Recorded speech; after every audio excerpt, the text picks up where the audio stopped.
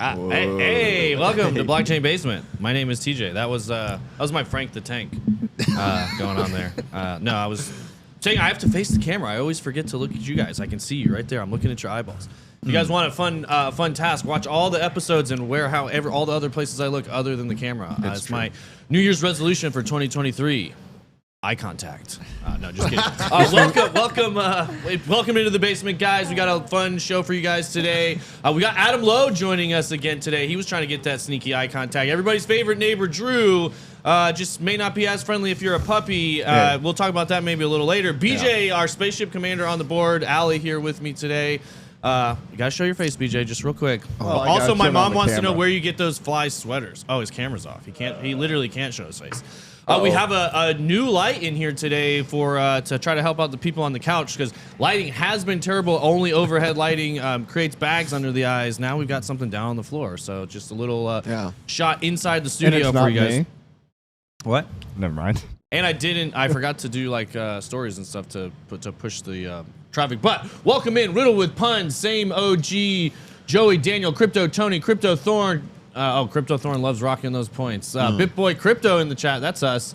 BTC Poppy Chemistry Bro, Sofa King Cryptic, Casino Doggy, Eye Contact's fine. The FBI thing now costs 150 points. Good. Yeah, he was spamming that yesterday. He was trying to trigger Ben when he sat down. It was only 50 points yesterday.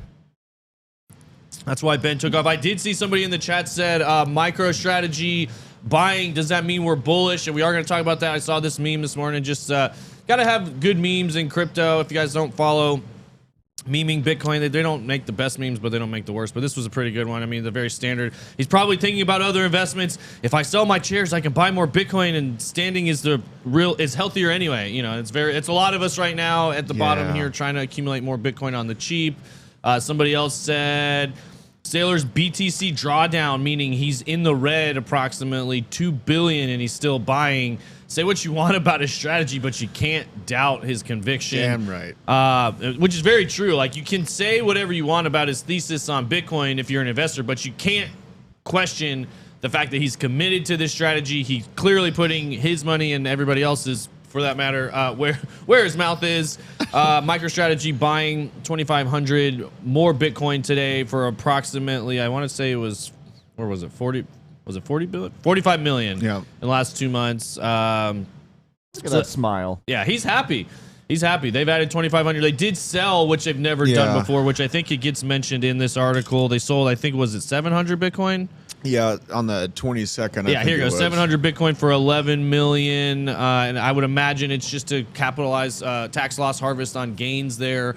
And then again, buy back more at a lower price. TJ, I am drinking Monster today. I'm trying to cut back on the caffeine this year. These have half of the caffeine as the Bang. So I drank a Bang yesterday. And, Bangs are outrageous. Do they really have that much in them? Yeah. Bangs have That's unreal. 300 milligrams. 300. That is, guys, that's too much caffeine. Those are rookie That's not numbers. good for How you. much is in like a cup of coffee, like a regular cup of coffee? I think it's Not like enough. 50. I think it's like 70. and those 50, are 60. 300? Yeah. Dude, pre-workout's what I need these days Yeah, to fill it is. anything. I mean, that's what Bang is a pre-workout. That's when they started getting crazy with those caffeine levels, when they started mixing them as a pre-workout. So yeah, Have you ever had a red line? yeah. Oh my God. Those are good. Didn't they? No. They just got outlawed, right? I thought I was going to die. Yeah. Like, I had a panic attack and Thanks, drove to a Wavy hospital. 80. Y'all gonna give Yeah, yourself not a even heart kidding. attack. I'm with Wavy 80. He's like, you only live once. You know, I'm gonna buy it. Go hard or go home, right? No, Yo, we're not going to get chill. heart attacks for obvious reasons. Let's see. Oh, you're so right. Oh. Somebody said something I don't know, about guys. Don't push it. MicroStrategy gives me villain vibes. Yeah, he definitely does give kind of Bond. Like, if you look at this, he's kind of looks like Jen Jones says standard cup of coffee is 80 milligrams. 80 milligrams. So. But Good okay, to so know. anybody, I mean, all Sailor's eggs are in one basket, so he really doesn't have a choice, even if he's lost his conviction. That is true. He really, you're gonna have to double down at this point. He really needs it to come is back. he monogamous? Is that what that means? No, I don't think. From what I understand, well, anyway, we That won't was get a, that was a different egg joke. Yeah, Sailor. Yeah, that also might be true, Crypto Rex. But I won't speculate. Dot Robin said, "You guys give me villain vibes." Hell We yeah. I'm do? down with that. We do? I've lived long The enough. basement? Yeah, I've How do lived people long in the enough. basement give villain vibes? Absolutely. Adam, maybe. I I'm don't know. wearing He looks- socks with BJ for with a sure. raccoon and a heart yeah, on them. Adam. All Adam does is post Hello Villain Kitty stuff, vibes? so you can't. Me and BJ started a gang. What'd you say about me, DJ? Yeah. I said you post Hello Kitty stuff. That can't be. You can't be a villain. You guys started a gang. You said, Drew. Yeah, and Cap. Tell me We about about to that. I have don't. a We stock might, off? guys. We might talk about crypto on the show. Just stick with us. But right now, I want to hear about Yeah, BJ and Drew's Sock gang. off. Uh oh, sock off. Oh, Boxes ladies, versus Raccoon with Cutie. heart. He Ladies. wins. Cutie pink socks. Oh, yeah, I got I don't have baseball cool socks but I have on. cool shoes. I have cool. I have my Hawk shoes on tonight. DJ's Christmas shoes. My Christmas shoes from Allie. So Yeah, thanks, Allie. I got Clean. baseball socks on Baseball right now. socks. All right, so They go all the way up to Michael Saylor buying more Bitcoin, accumulating more Bitcoin does that make you bullish, bearish, neutral? Does it have any impact on your take on things? Those are 5s. Drew, what do you think? I think he's going to be a genius in 10 years. He's probably going to be leading one of the richest companies on planet Earth, if not the richest. That's assuming CERN doesn't destroy us by then. That's assuming CERN doesn't open the gates of hell, in my opinion. But yeah, I think that he's leaning into it. He's being obviously very maximalish, but I don't see this move being the incorrect thing to do. He's leaning into the danger. While everyone is saying to run away and to sell, he's just, he did some tax loss harvesting, but he's leaning into it. He's staying convicted. And I think that it's going to pay out for him immensely well 10 years from now. It'll be pretty ugly for 2 or 3 years. He'll be yelled at, made fun of for a few years. He'll just sit there and keep doing his thing. And eventually he will own a large portion of market cap, in my opinion. Yeah, so. I agree 100%. I mean, and if you look below on the comments on this tweet, Satoshi Flipper, another great account I would recommend you guys follow, says next bull market, he'll be on the cover of Time Magazine, man of the year.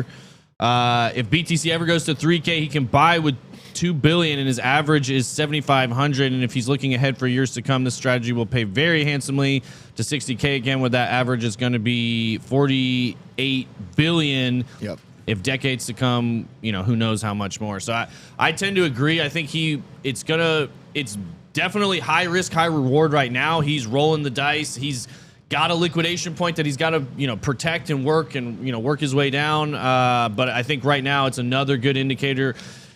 He's buying big money and with conviction. Now, again, he's bought at several different points. Now, I would say a lot of them are common volume points as well that are going to be breaks and, hoping to be support on the way down.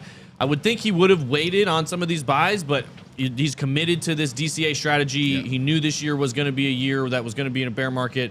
This is close to a near market bottom buy for me, in my opinion. So I think it's gonna do well for him. So, yeah, I think it's a positive thing. Chemistry Bro said, who has villain vibes? Gavin Newsom. He looks like a movie villain that seems like a nice CEO at the start of the movie and ends up being the evil mastermind at the end. That is so accurate. Is he Pelosi's nephew or something? Isn't he in the Pelosi family? Yeah. Here's the. That would surprise me.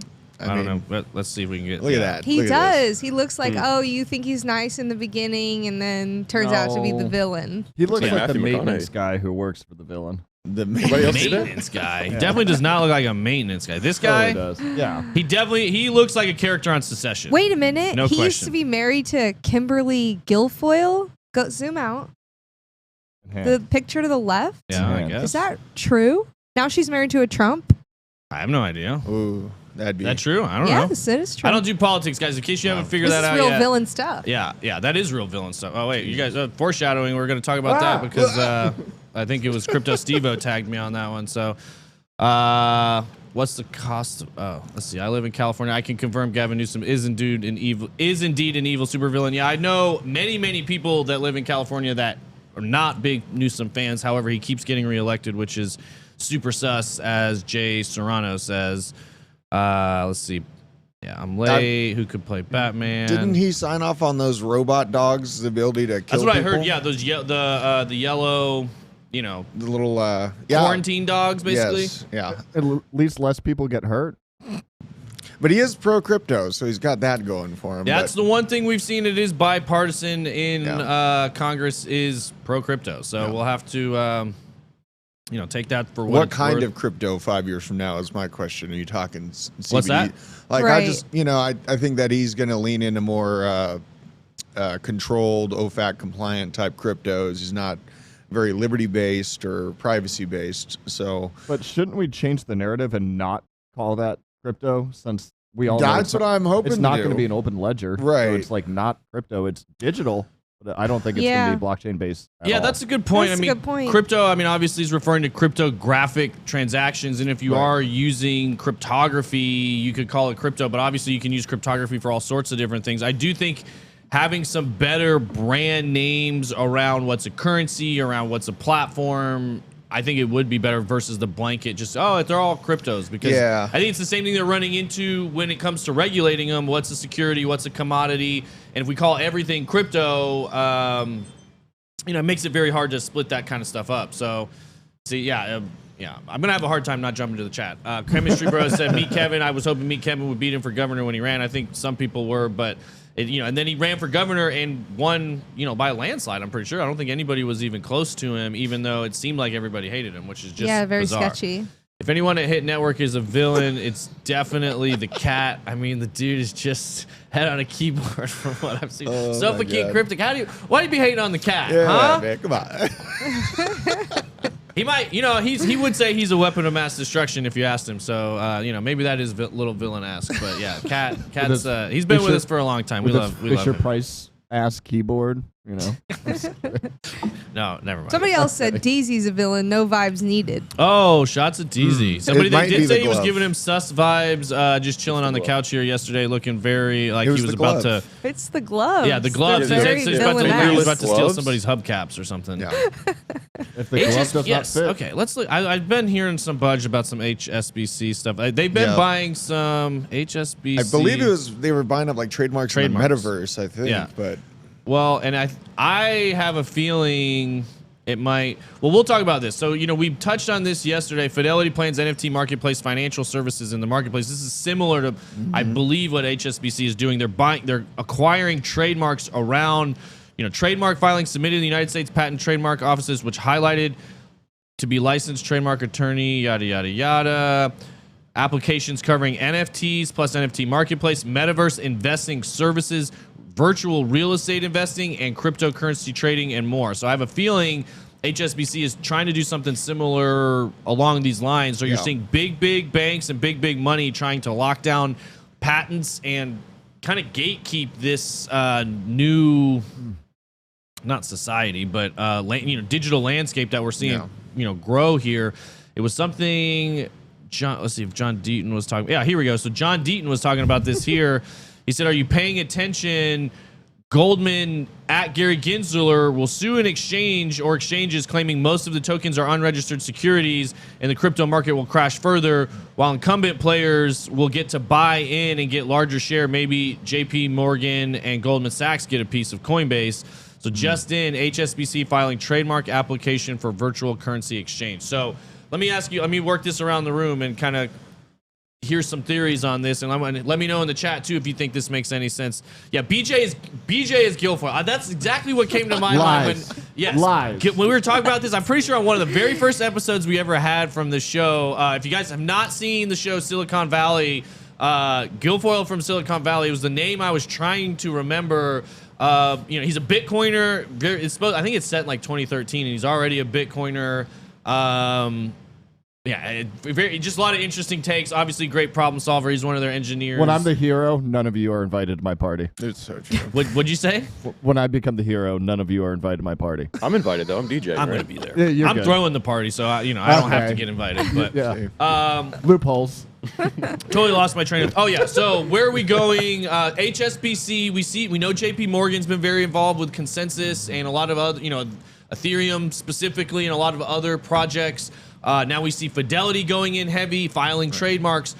Do we think we will, in 2023 and beyond, do you think we will see a play by big banks to take over the digital asset trading industry and push out the people that have been in place right now, like the Coinbases, like the Binances, like the FTX, the Geminis, the Krakens, and then we see it all fall under an HSBC or a JP Morgan or anything like that? What do you think, Drew? I mean, it's sad to say, but if we stay asleep at the wheel and hopeful that these OFAC compliant proof of stake systems are going to, create any sort of freedom for people to transact value across the board, if we don't have what I'm always talking about is a techno tea party, or move into Monero or Bitcoin or other sovereign currencies, then yeah, this is the natural progression.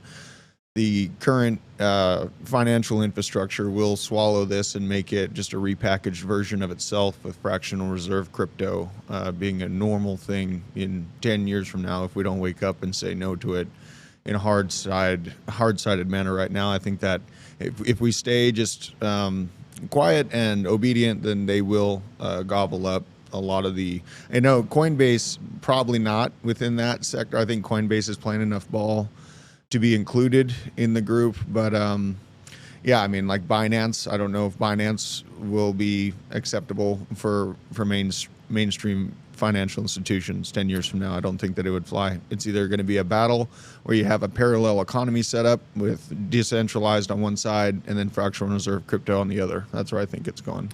Yeah, well, it seems like they could gatekeep and almost like you're saying a parallel economy, kind of a follow-up to that. Do you think we could see where you've kind of got Western nations following under, because the sanctions kind of divide a little bit between Western-ish and like BRICS nations and stuff. We're starting to see some, splits in the world economy right now. So do you think we could see, if the West is the one that controls the financial economy right now and they're trying to maintain control of it and create these, borders, so to speak, on who can use what, and trying to keep the incumbents in, do you think we could see BRICS or other traditional players championing these new landscapes like digital assets and pushing back on, seeing the digital and crypto companies flourish in some of those other nations where they're getting shut out here in the United States, Australia, Europe, some of those kind of things? Yeah, man. I mean, like I'm always talking about like a technological arms race. And I think it's exactly that. I think that as it stands right now and how we're positioned, it looks like NATO and the U.S. is going to be leaning into more compliant cryptocurrencies. And I do believe that BRICS, unfortunately, is going to choose the freedom-based ones to be able to transact freely outside of SWIFT systems and not be sanctioned out of existence. They're just not going to lose their money. They're not going to sell. Russia's not selling any gas to anybody that has price caps. It's a one-liner that means more than most people can understand. That means that Germany is not receiving any fuel. That means the vast array of NATO countries that Russia and China was willing to sell goods to previously is no longer a thing, and this will be a disconnect. In my opinion, in 10 years, we will have two world-leading agencies. We're going to have BRICS on one side, and we're going to have NATO on the other side. And I think that what we're seeing in Western Europe and Ukraine is the very beginning of a long tug-of-war between these two setups. So. Yeah, and it's unfortunate because we know HSBC, JP Morgan, they get slapped with fines all the time. Wells Fargo, they do a lot of illegal things, but they'll use that as the number one reason why, you got to be careful with digital assets. I laughed. The number one comment under the Bitcoin archive on the Just In HSBC thing was Coin Bureau said, the cartel clients asked HSBC if they had a solution for laundering their crypto as well. So they said, we'll get right on that, because I don't know if you guys have watched that. I think it's Dirty Money on Netflix. They do an episode on HSBC, billions and billions of dollars laundered on behalf of the Mexican drug cartels, or just drug cartels all around the world. So allegedly. Yeah, allegedly, according to, like I said, a Netflix documentary. So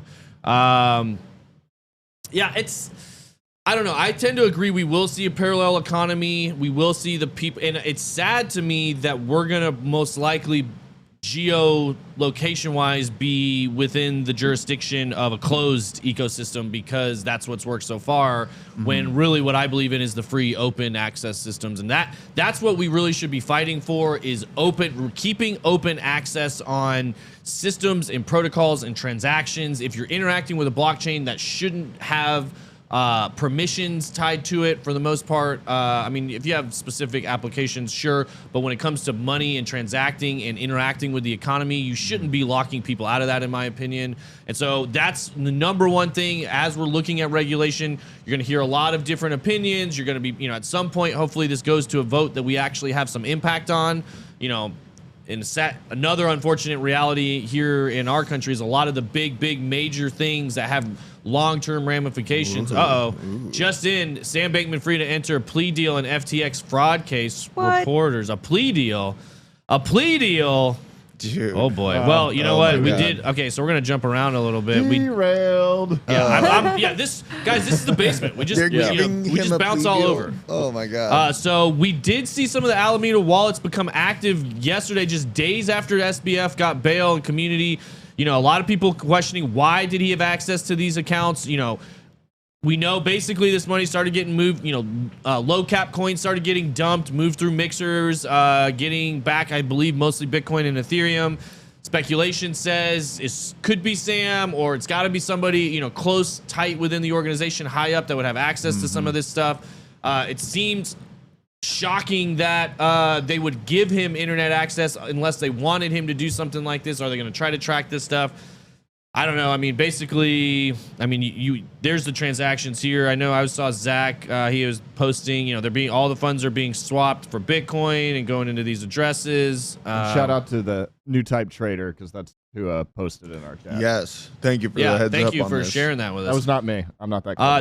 The plea deal gets really interesting because what's his leverage, right? What is he offering up to get a deal? Who's he flipping on?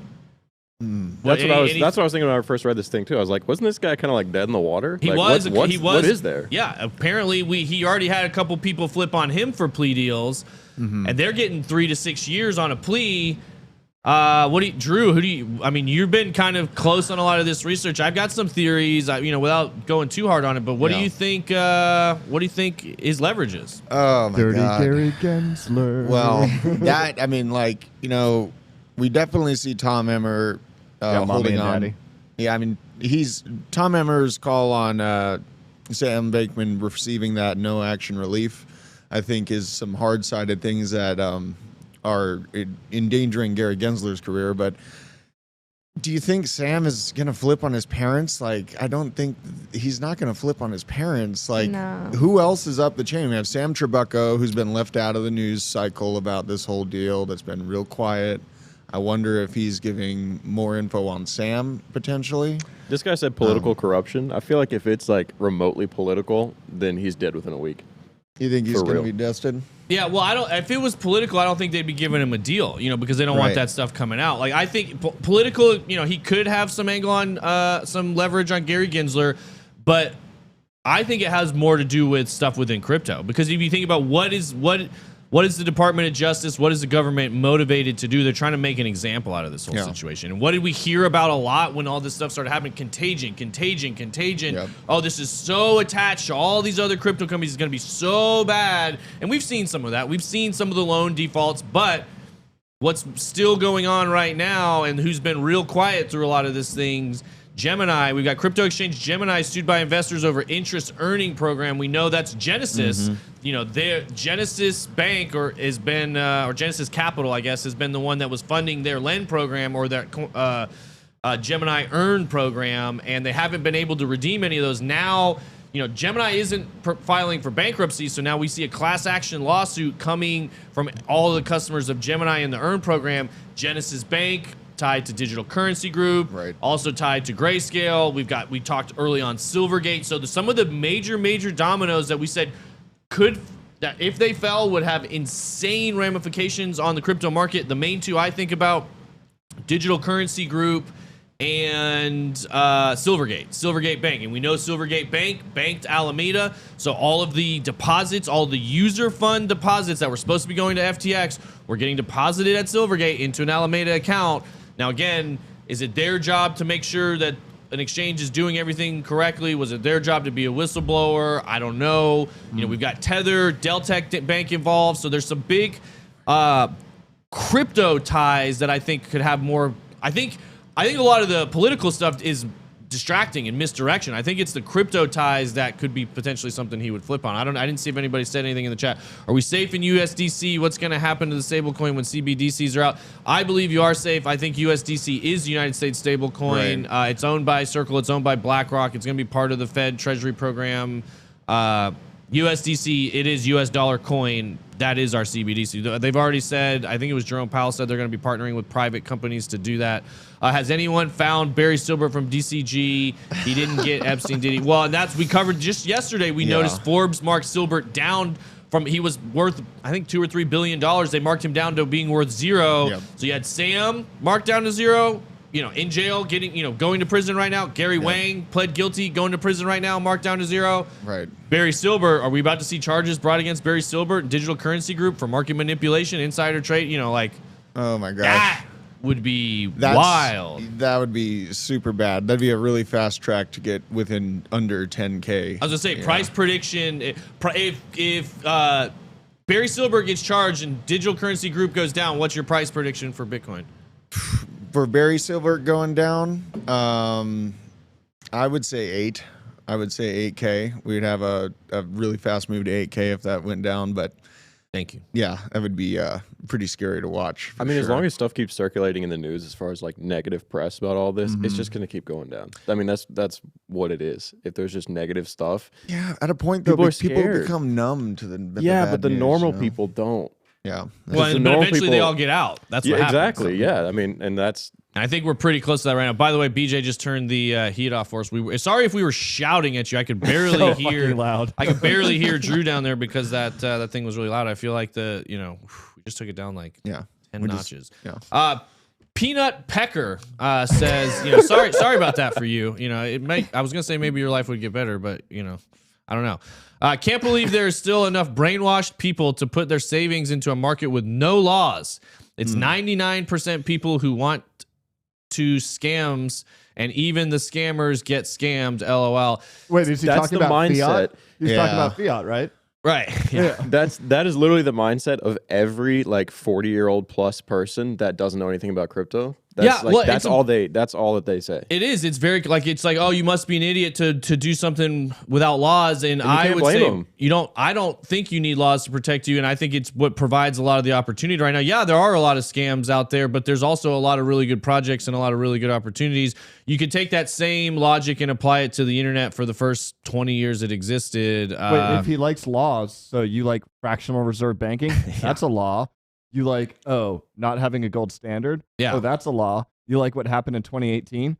Those were all laws. Yeah, you like anti-money laundering laws where they can just shut your bank account down for any reason they decide? Like, that's a law. So the laws are designed to protect the government and the banks. They're not really designed to protect you. They're packaged in a way that sounds like they're there to protect you, but they're not. How many people got bailed out when all of their financial savings and stocks and portfolios got wiped out in 2008 and 2009? Like, how much did FDIC pay out to repay them? Nothing.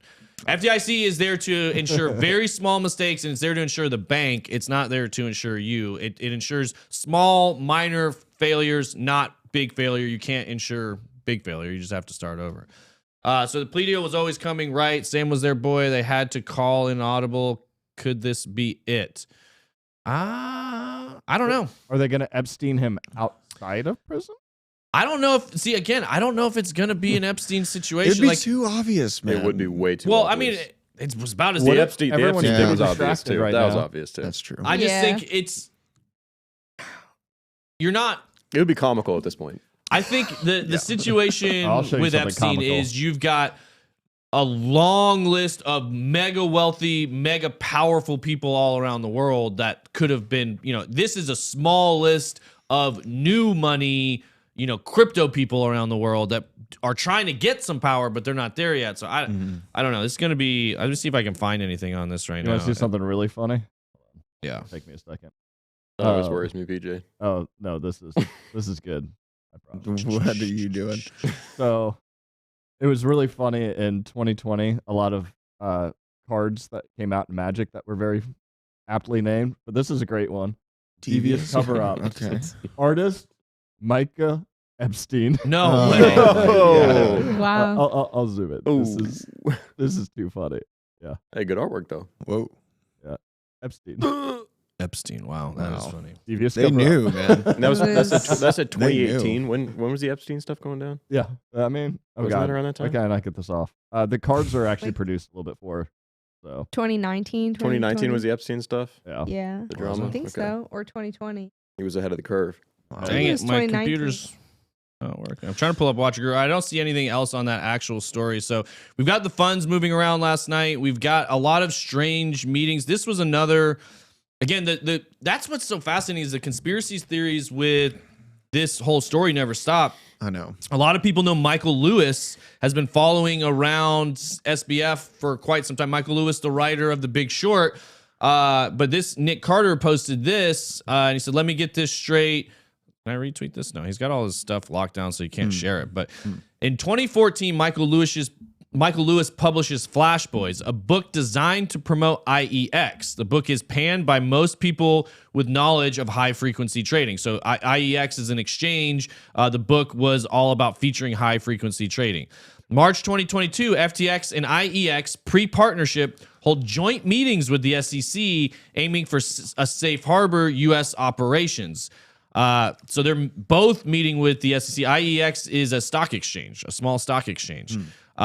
April 2022, FTX US announces an investment in IEX. Deal is described as small and strategic. So we're making a public announcement. Oh, we're going to be investing in this stock exchange. It's just a small strategic investment.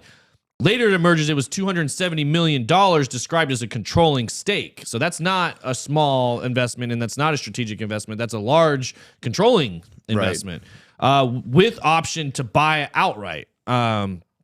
May/June 2022, Michael Lewis begins closely shadowing SBF in order to write what is that? Hagiography? What? Go ahead, I BJ. can't remember what that's called. So I mean, it's like they just did one of those for Nancy Hagiography. Pelosi. Yeah, hagiography. So Nancy Pelosi's daughter just did one of those. Yeah, basically a bio that's written by somebody else. Well, it's a bio that's with a little fiction. Yeah, set up narratives. Yeah, interesting. Presumably similar in tone to Flash Boys, Lewis is invited to Bahamas, Super Bowl, treated like a prince. Summer 2022, Gensler keeps meeting with IEX, FTX, lobbying Congress hard. May through November of 2022, Michael Lewis has full access and visibility into SBF, FTX, Alameda on account of his shill piece, completely fails to blow the whistle, raise any alarm, report any red flags. November 2022, FTX collapses. November 22, Michael Lewis shipping movie rights immediately, like within days of the collapse that happened. Oh my God. SBF arrested, returns home for bail. Michael Lewis meets with SBF during his house arrest. So we're talking about payments happening. Like maybe he's a facilitator of some of these different deals. It's just conjecture. What I want to know, how in the hell did Michael Lewis notice absolutely nothing amiss during his 6-month tenure shadowing SBF? Is it just a coincidence Lewis wrote a show piece for IEX and was writing one for FTX and then struck a cozy partnership? What was his role there? What kind of deal did FTX and Lewis strike? Was it a carbon copy of the IEX deal? Write a ludicrously one-sided favorable account? Did Lewis know crucial information about FTX insolvency and conceal it in order to retain access to SBF? Wow. What's clear, Michael Lewis isn't a neutral biographer or chronicler of events. He's a character in his own story. He's influencing outcomes, and he knows it. He whiffed on calling the biggest financial fraud of a generation. Some journalists he is, and then he keeps going on and on after Michael Lewis. God. But I don't know. I mean, I'm a big fan of The Big Short, the movie, but it's very interesting when you see how closely tied he is to some of these events and the people involved. Makes me look at that movie a little bit differently, like who gets named, who didn't get named. Was it designed to spin it a certain way and kind of get people thinking about it a certain way? I'm not sure. But he was extremely close to this FTX situation and had a lot of information, failed to call anything. And the fact that IEX and FTX were meeting with Gary Gensler together, obviously. So now we know they were about to buy a small bank or had an investment in a small bank. Now they had an investment in a stock exchange. It looks like they were creating FTX or FTX US to be a digital asset stock exchange, which now obviously that plan's been foiled, and we're seeing Fidelity and HSBC step right into those positions. Could it have been FTX US was designed to be the #1 exchange here in the US for digital assets? That plan got foiled, and now they're scrambling to fill that void. The players closely connected to this just blows my mind. I don't know. This could be nothing. I mean, a lot of the comments here say, I don't know. I don't think it's his job to know if there's any fraud going on there. There's plenty of employees that worked at FTX that didn't realize there was fraud going on there. He's just writing a book. How's he supposed to know if it's customer funds being misappropriated? Which I tend to agree with. Like, I don't put all responsibility on everybody that was involved with the entire situation, but he was the closest person with direct access to SBF.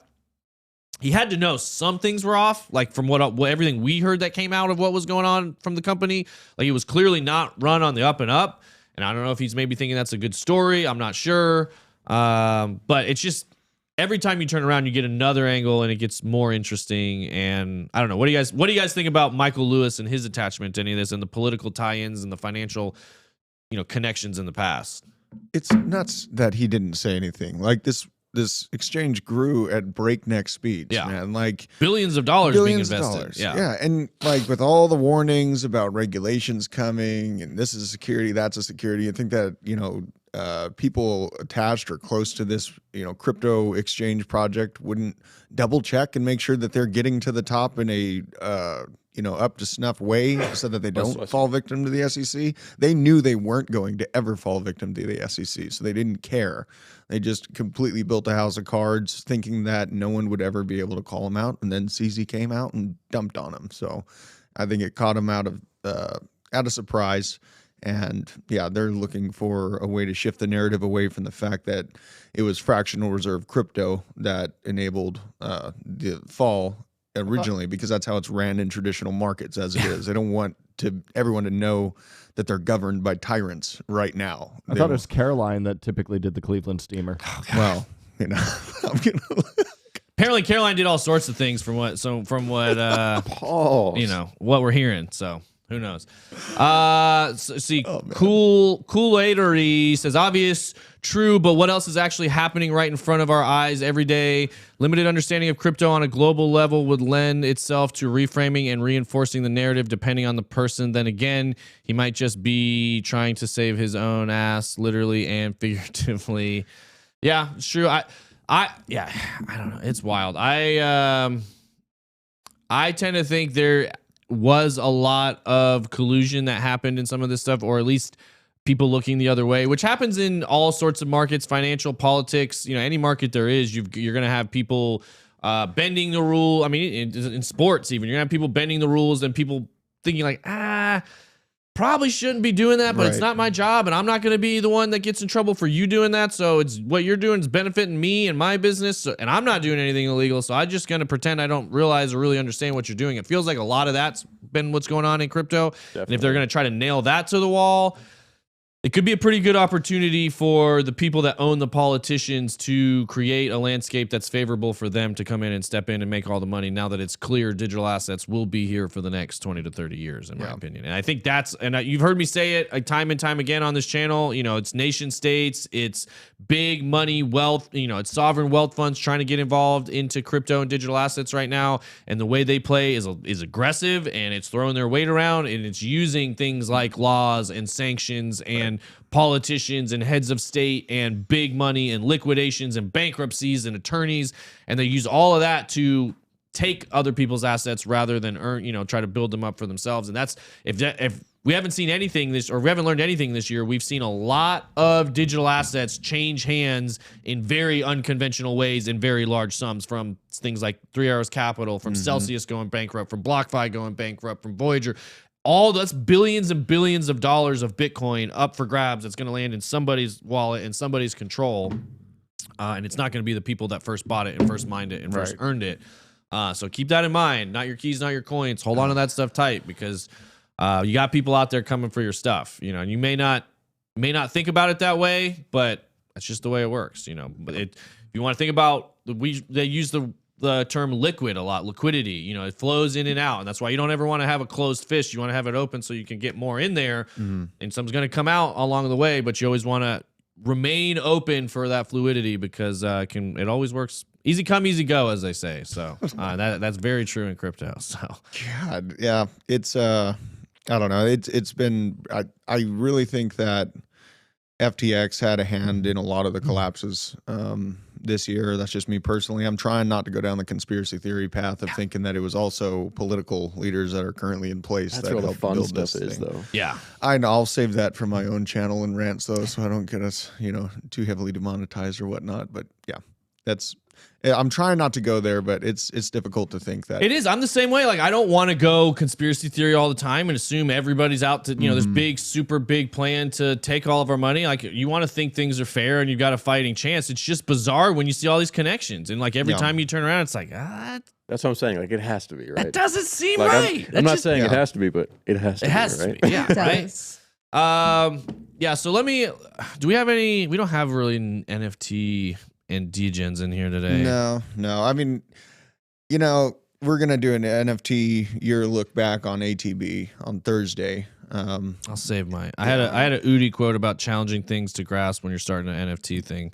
But I'm going to ask you this because I'm starting to feel this. I've probably said it on here once or twice. This isn't always a good. I was talking about the herd mentality biases yesterday, and if you're trying to stay away from biases, you can almost do the anti. When you realize all the herd's going this way, I'm just going to go the opposite direction of the herd, just because generally speaking, the retail herd mentality is off, and it's something kind of like when we talk about this a lot as a top signal or euphoric signal when somebody at the gym, somebody that's cutting your hair, I just started trading stocks on Robinhood, or did you buy Doge or Shiba Inu? Like when everybody in the world's talking about buying stocks or getting into crypto, you're probably near the top. Right now, most everybody's talking about getting out of crypto. Oh, I hate crypto. Like, oh, dude, I would never touch that. You're crazy for getting in that. No, that's a scam. I got burned. That's when you want to be buying. When all your buddies that have never talked to you about it before start talking about it, you're like, yeah, I'm probably going to take some profits. So this guy here, Depression BTC or Depression 2019, which is very appropriate naming for crypto right now, but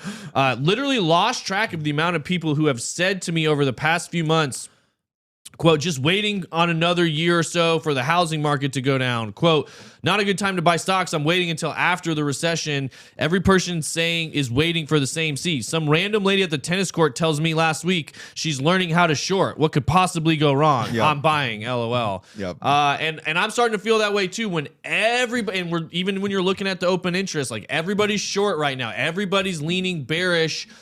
And it seems like they're getting exhausted. Like, yes, there still is a little room for some movement down on a volume level and on, gap level and on a technical level. But generally speaking, we're near the bottom. And this is the time you want to be accumulating. You want to be buying. General sentiment, they've told you all year, they've scared retail away. Like 2023 is going to be bad. Recession's going to be terrible. Sit on all your money, save all your cash, which again, if you're sitting on your cash, they're still printing dollars and it's not, dollar's gotten a little stronger this year compared to last year, but I would say we've got major tech companies, Tesla, Apple, Amazon, Facebook, Coinbase hammered on prices just as bad. We're going to look at a story here in a minute. As bad or worse than Bitcoin, down 70-80%. People are starting to buy those now. They'll probably be glad they did in a few years. Right. That's how this whole thing works, right? We're at a point right now where it's in mainstream media of everybody saying, wait until, everything is bad right now. Everything is bad right now. And that's, people are going to think, okay, I'm not buying anything. This is the worst time to do it. But in reality, it's like, right now everything's bad. So that's just it, man. Yeah. And if they're buying best now, time to do it. people are going to call them lucky 3 years from now when they're doing amazing again and the ebb and flow has gone. Like if the lady at the tennis court says she's waiting, that means you need to get in front of her. Exactly. Yeah. Well, and the Casino Doggy says just do the opposite of what the banks and the government do or say, and you'll be fine. Crypto Thorn said, Mom and some of my friends asked me why in the hell I'm still buying crypto. That's how I knew I needed to buy more. Right. Kellum NYC said the Uncle Larry, Aunt Linda indicator. Yes, exactly. It's your Thanksgiving table indicator of exactly everybody talking to you about X, Y, and Z. Now I will say people are slowly waking up to digital assets, but generally speaking, the sentiment right now is very negative towards crypto. It's very negative towards investing in general. When the smart investors are accumulating now, when there's blood in the streets, that's when you want to be buying. Kelly Kellum, baby. Kellum NYC, welcome. We can't wait to see you back, Kelly. Let's see. I love how people talk about BTC crash, still forget. Yep, we've got that right here, Kelly. Where is it at? Here, pull this one up. So Will Clement, I don't know, he deleted a tweet. He had a good tweet this morning showing the breakdown. Let's see, what is this time frame? This looks like just basically year over year. So we've got Bitcoin's is Bitcoin the yellow line? I think it's on the right. Let's see. Oh, no, never mind. Well, this might not be it, but I had let's see if I can show it. Oh, no, it says IXIC. Yeah, showing where the stocks are, man. In Here we comparison. go. Can you guys see this? There it all is. Right. Well, all right. You can't really see it, but second. Enhance. Pause. Close your eyes, everybody. Ah! There you go.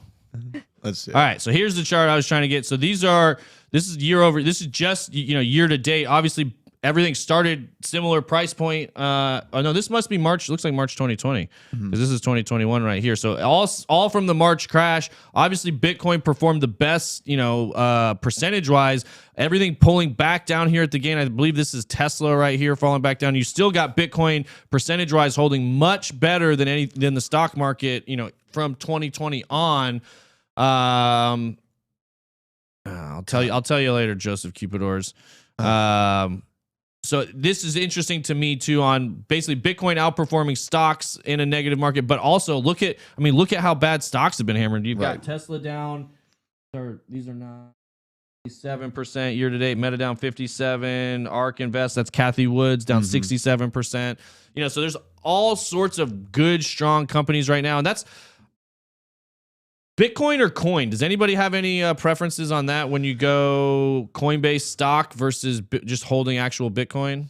I'm holding actual Bitcoin. I'm not the only stock I'm slightly interested in is Tesla's stock, just from how beaten down it is. It is, yeah, it is appealing. I'm kind of hoping it hits $100 flat, and then that'll be my first stock that I've decided to buy in a long time.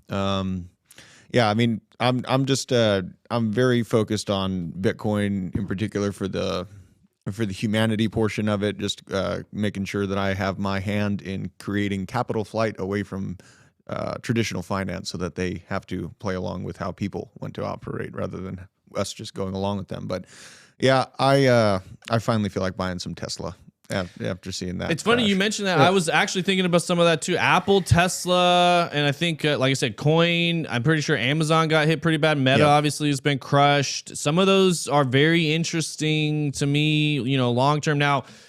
And then you've also got if you're heavily, obviously most of us are most likely very, very heavy in digital assets, whether it's Bitcoin or, whatever it is. So is getting into coin, is getting into ARK Invest, is getting into Riot or Marathon, basically crypto related stocks. Is that diversifying, or are you still in, you're still in the same sector? Yeah, it's not really diversifying in my opinion. So to me, I kind of like taking other tech plays. If you're going to invest in stocks, moving towards social media or Amazon, Apple, Tesla, you're kind of setting something aside long term. DZ always talks about maybe getting dividends. I don't know if any of those pay dividends or not. I'm not sure within that group. But it's really tough. Anytime I ever start looking at that, it's really hard for me to do anything other than just buy more Bitcoin, guys. Roblox buy more stocks. Crypto. What's that? This guy says Roblox. Roblox too, actually. Yeah, actually, I kind of like the cruise stocks idea though. Yeah, I'm not gonna lie. It's a little late. They got battered during flu season. Yeah, so. you can make money with those. I lean away from things like that when it's kind of hyped. It got crushed in COVID. It's kind of like the AMC, GameStop kind of thing where you get a lot of people jumping on it, and there are opportunities there if you're on it. But I feel like for a quick in and out, right? Yeah, you can. If I'm gonna do that, CAGR. You mine CAGR? No, I'm gonna buy CAGR. Is that anticoagulant? Is that what it is? What is medical? Yeah. Oh, hey. They won't care until 5 years from now. I was gonna say it'll probably pay off. That's a long-term payoff. Some Bayer, some Bristol Myers. Oh my God. Yeah. Biotech is going to be a thing. That's what I plan to move into at 2028, 2030 timeframe. I'm going to be moving into biotech and real estate once I do everything I can in crypto. So that's kind of my overall. Everything you can. That's a lot, Drew. You can do a lot in crypto. I know. I'll still hold some good proof of stake items, and I don't know. I'm interested to see how data transfer goes. I'm more interested in data transfer cryptos, encrypted data transfer stuff. That's what I'm happiest about. Riddlewood Pun says, I prefer actually BTC, but I did buy some shares on Coin this week. These prices are starting to look appealing. Yeah, they're so low. Once the bull market resumes, their revenue will be killer. Exactly. Once they start reporting those revenue numbers, I would imagine those are... Disney is one I'm thinking about. That's another one that's tough to get away from, that stays relevant for a long time. Coin is currently around $32. It was 350-ish when BTC was at an all-time high. Yeah, it's a 10x. That's a crypto. That's some crypto returns right there. I mean, now obviously it launched at a very, very high price. No guarantee you're going to get back to that price. Casino Doggy says Starlink when it comes out. Yeah, I picked up some. I don't own a lot of stocks, and most of the ones I do own are small companies, but Coin is looking good to me. Yeah, I tend to agree. I'm bullish on Disney for one reason. Apparently, they're going to do a direct to Disney Plus adaptation of the Thrawn trilogy. I think we'll get a lot of angry Star Wars nerds back in Star Wars.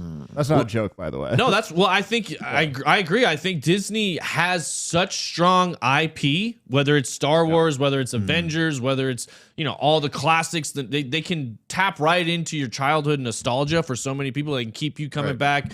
And they've got Disney Plus, not mentioning, ABC, they've got ESPN, they've got mainstream connection to the attention of. Let me correct Crimson real quickly. It's Grand Admiral Thrawn. Okay, get Grand it fucking Admiral time. Oh yeah, by the way, I did see somebody mention something about a scene. What was it at the beginning of the about the Batman scene? Batman. And according to Snopes, or according to somebody else in the chat, Snopes did say that was an incorrect statement on that Batman Crypto scene. Thorn asked, question, how do I get my Tesla stocks onto my ledger? Not yet. They won't let you do that. They will. That's a great point. You can't self-custody stocks. Like you would like to. So, all right, real quick, let me touch on this last story. It's been fun. All the end of the year stuff. All these kind of like projects for 2022. Oh, it says it right there. Dang it! I was gonna ask you guys to guess 5 altcoin projects that made a real difference in 2022.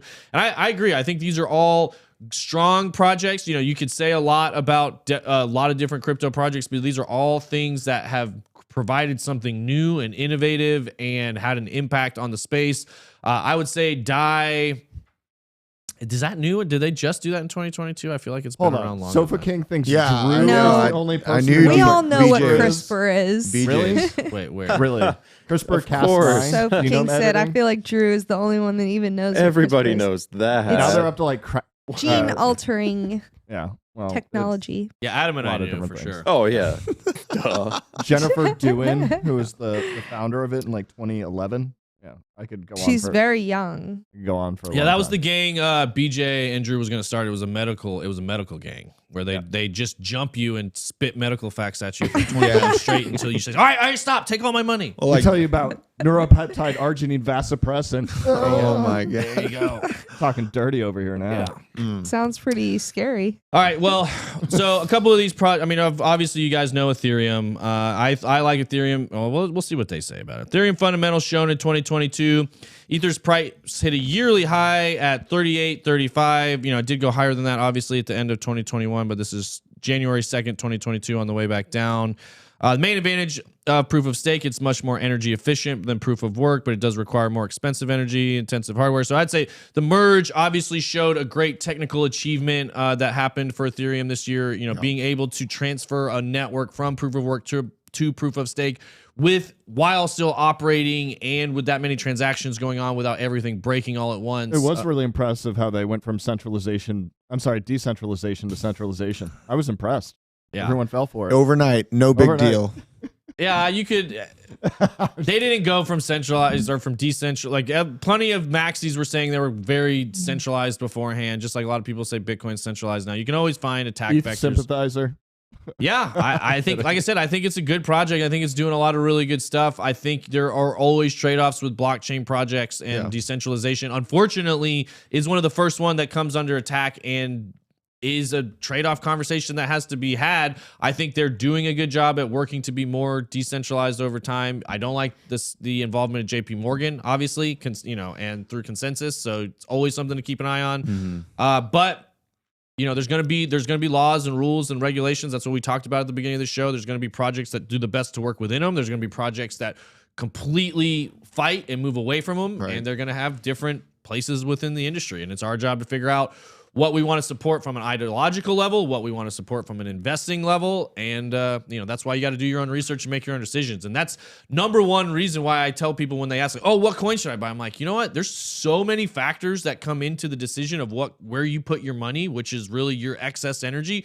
Wherever you want to put your excess energy, whatever project that is that you want to put that into, your reasons for doing that could be very different than mine. Yep. And even even if if they're bag strong, size, what's your pain tolerance, what's your timeline, like exactly, or what's your end goal? What are you trying to accomplish? What do you care about? Like, is it pure money play, or are you doing this for ideological reasons? Do you care about open source technology and wanting to see more open infrastructures in the world? Like, you're going to invest in different things than if you want to turn $1,000 into $10,000. And that's why you see people's investing philosophies change over time, and where they put their money changes over time. So Ethereum, I think, is a really good thing for moving digital assets forward. Lido DAO or Lido DAO, however you want to say it, I think also played into the ETH2 narrative because it was a way that allowed people to stake their Ethereum and have full control of their keys, self-custody, without having to do the 32 ETH pool yourself.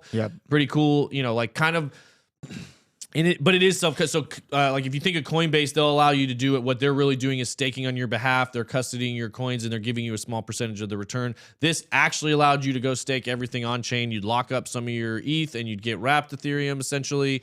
And you know, it was kind of at the center of some of the attention with Three Arrows Capital and some of this FTX stuff, because a lot of these major investing companies were using this protocol because it was working very well. But also, again, it's just another show of cool technology, solid use case, and just doing something different and innovative in 2023. Polygon, obviously, all their partnerships and just their, you know, their ability to be a second layer on Ethereum, provide cheaper transactions. Look at the names they've hooked up with in this year too. Warner Music, huge. JP Morgan, Instagram, Nubank, which is that bank in Brazil backed by, is it Warren Buffett or Berkshire Hathaway? I think it's Berkshire Hathaway. Yeah, but Berkshire is, you know, Warren's. I mean, it is Warren Buffett, but I don't know. I don't think it's his personal money. It's, you know, the company money. Right. Like, I mean, like this Disney, Trump, Reddit, Deadmau5, Nike, like, I don't know. I own a little bit of Polygon, and it's been amazing to me. Last run, I picked it because it's a logo and knew nothing about it at like 18 cents and then sold it at its top. So I feel great about moving back into it and just rinse and repeating. They've stayed relevant. I like them. Yeah, I agree. MakerDAO, another one. I've always enjoyed MakerDAO. It's been one to watch when it comes to an actual DAO. That's one where if you care about open decentralized systems, you should be investing in MakerDAO, because they are definitely innovating and pushing that forward and have been for years and years. And you may not make the biggest return. You might have actually done pretty well as an asset over the last bear market, you know, since, you know, I mean, 2018 on, I'd probably have pretty good returns if you compared it to a lot of other projects. So I'd keep an eye on, you know, MakerDAO as it comes to DAO innovations. Like another one you hear me mention Thorchain a lot. I think they're pretty interesting to watch. Again, been terrible as an investment. They've been hacked. The prices dropped a lot dramatically, but innovative wise, tech wise, they're pushing the envelope. They're trying new things. And I think it's interesting. Cosmos upgrades attracts institutional investors. In 2022, Cosmos focused on solving the interoperability and communication challenges that existed between different blockchains. On January 1, they had 74 active developers, they reached a peak of 154 by November. A year plagued with cross-chain casualties, Cosmos Inter-Blockchain Communication Protocol, the IBC, has so far seemingly weathered the storm. The success caught the eye of Delphi's digital research firm and fund managers at Van Eck. So I know we've got some Cosmos fans in this chat here.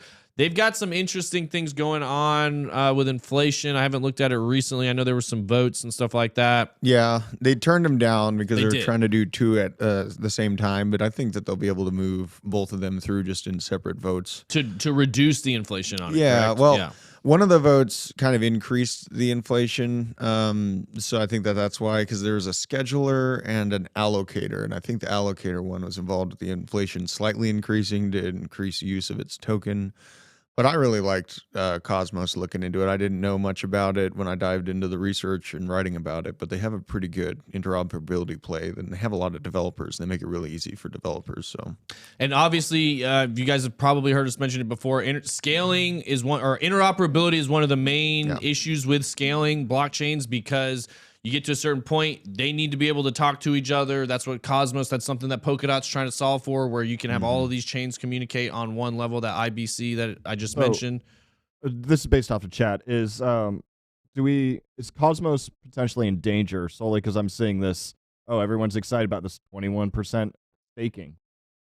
Like, you getting an APR 21%. Haven't we seen like anything above 10 being really bad this year? No, it's not necessarily anything above 10. I mean, because there's like, different. How are they keeping that? Yeah, there's different ways that's part of the inflation problem is it's inflating at too high of a pace, so it's going to undercut your base asset. You know, if you think about it's going to create selling pressure. But the staking is a little different. There's I think it's a 21-day lockup time on Cosmos, so it's not like hours like a lot of other things. So that changes it a little bit. High staking makes it more. Yes and no. I don't want people to think staking equals like high yield equals risk. It just depends on how long the yield holds, how it adjusts, and all that sort of stuff. So, like, at least you're not dealing with the impermanent loss of liquidity providing. Like, I feel like that's definitely more risky. It is, and it's not, and it hasn't. We got to see a lot more from Cosmos for sure on the development. We need to see more applications being used to create more of an incentive structure for it to actually play out the way it's designed. And that's where they're at right now. To like Drew's point, they've got other votes that they've got to push through, and can you push 2 or 3 at the same time? So they've got some issues to solve, but on a technology level, I think it's definitely interesting, you know, on a scaling interoperability level. Yep.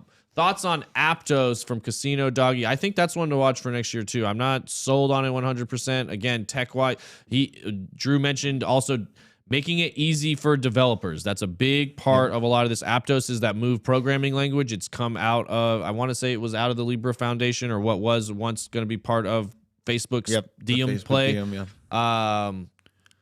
Both Aptos and Sui, they both are. And it was a split within that project where one went this way and one went that way. So they have a lot of similarities, and because of that, they'll always be kind of tied together. So Aptos and Sui, though, those are some big money, some big developers, and could be one of those projects. I don't know necessarily. It's to keep an eye on in 2023, but could pay off big in 24 and 25. Somebody said also staking ETH on Ledger / I think maybe Ledger / Lido. Yeah, that's what that was supposed to be. So, all right, guys, that's all we have time for today. Top 5 altcoins to watch. We mentioned some of those: Ethereum, Cosmos, Matic, Aptos. What was the other one that was on here? Lido.